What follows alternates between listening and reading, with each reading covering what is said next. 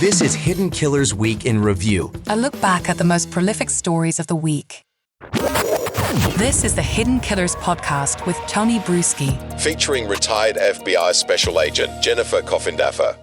Now, obviously, there's things that they're looking for. That's why they went in and did the raid. Is there potential? I mean, and I guess what is the protocol there as they go through all the data and all the information on these devices? I mean, we know what we know. They know what they know.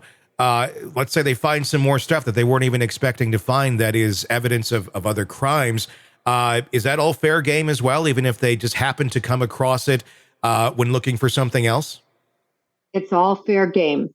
As long as they had the warrant was properly put together with proper PC. Again, the PC was approved by a judge, magistrate judges. A lot of people think because this case was out of New York, that judge handled that. I've heard that a lot. That isn't how it works. Wherever the jurisdiction is that the search warrant happens in, those judges are going to look at the probable cause that information is in that home at that time. And so you really had two separate magistrate judges in two separate jurisdictions signing off on these warrants. So as long as everything was done proper and legal, anything found as a fruit of that information that you collected that would be evidentiary toward another crime is fair game. It'll be very interesting to see what they find beyond digital evidence. What do you think they be looking for and why in the residences of Diddy? Well, they're going to be looking for guns. All throughout as you read, there's information that Diddy had illegal firearms. And to me, that could mean firearms with, short stocks, shotguns that are shorter than they're legally allowed to be. It could be automatic weaponry. It could be ammunition that is not legal, halopointed to the degree that law enforcement only are allowed to carry. There could be Uzis. There could be all sorts of guns that are not permitted for ownership. And, we're talking in Florida, it's a little bit loosey-goosey in terms of ownership of a gun, right? Because it's constitutional carry state. But California, they have very, very tight regimented laws. So it's going to be interesting to see what firearms. I saw NBC reported that there were firearms retrieved. That's what NBC said. Also drugs. I think they're going to find drugs there. I don't know if this is going to be like some sort of, kilo type situation or whether it's just there to prove, to me, the ones that I would want to see or not want to see, but that could support this idea of human trafficking would be Rohypnol, would be GHB, would be ketamine. Those are drugs that are typically used to relax or to otherwise, gain sexual control of individuals. It can be used for those purposes. So that's, I think, some of the drugs they're going to be looking for. All of which were listed in the civil lawsuit from Rodney Jones several times. Yeah. Every single one of those drugs listed in those suits. So then obviously a lot of allegations of sexual abuse as well. Do you think they're going to try and take him down on firearms charges initially and have more time for the investigation into the sex trafficking or drug charges initially just to get him in? Those seem like kind of the low-hanging fruit and pretty easy to prove, like, you got these guns, you had these drugs, there's no question about it. We want to dig deeper into the sex thing and see how far we can get these tendrils and however many other people we can get.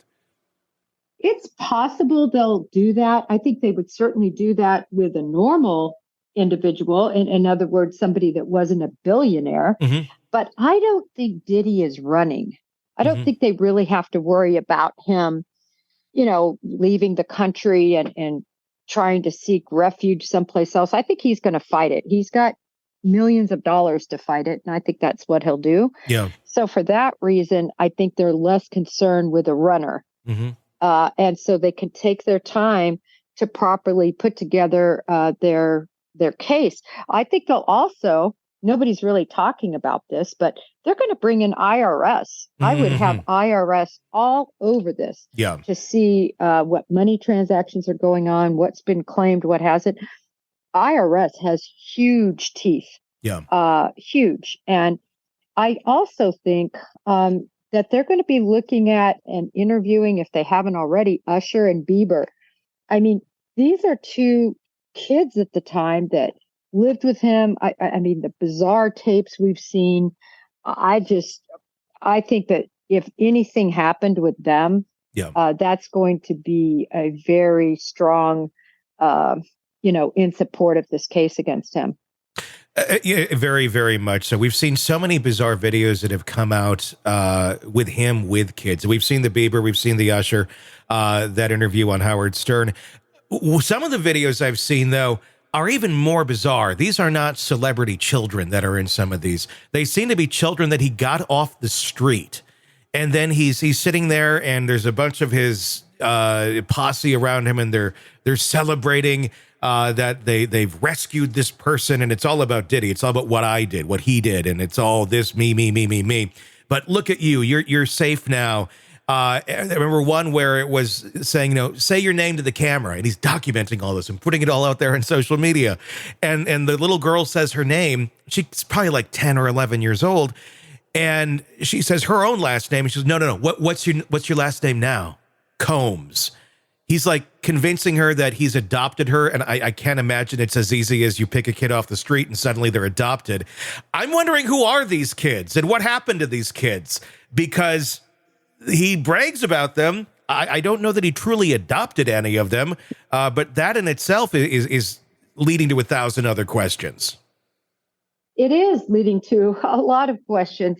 And I will say that particular video that you just referenced, I did a lot of research on that. I decided not to post it on my Twitter only because I saw something that said, and I don't know whether this was backtracking or whether it was true, is that might have been a friend of his daughter's that he sort of put up to this bizarre video that he made.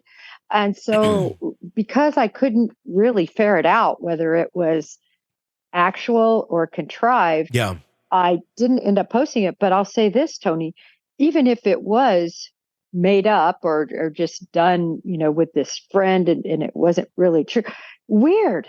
Yeah. Why would you ever do it? Even if it was an act, why? It's so bizarre. And it looks bad. It looks bad. I wonder if the answer to that question is drugs.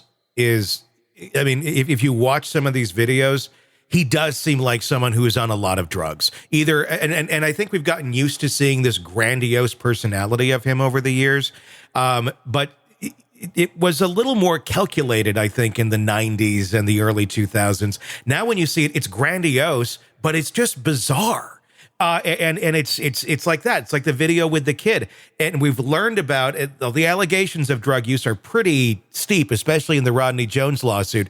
Of literally, they have somebody that is drug mule, or somebody has a fanny pack filled with drugs, and then you're always there on call when Diddy wants something, and you feed it to him, and then he's good. I'm wondering how much of this horrible behavior and this descent into madness is a result of that, a result of your heyday, your Bad Boy Records days. That's all in the past now. You're trying to come off of this high and still maintain something, and you're not able to get there. What do you turn to? Well, you got all the money in the world, drugs.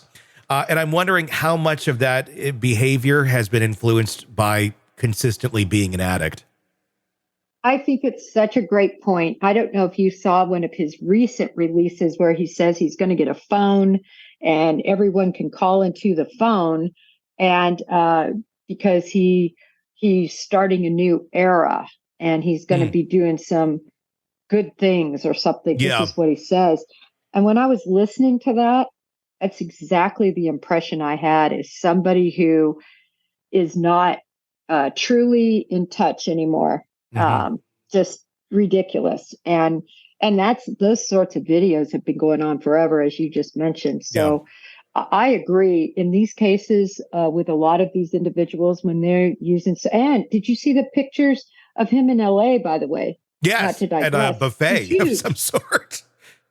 Oh yeah, he's huge, and I think that also can be a sign. Obviously, right when somebody is completely emaciated, or when somebody gets very heavy, those are physical indications of possible. Just saying possible, extreme use of drugs. But I think more importantly are his actions, his videos, his words that he says.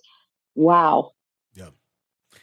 It is that's it. Wow is the way to describe this. And I think we're going to continue to say that for probably years to come as this continues to get unwound.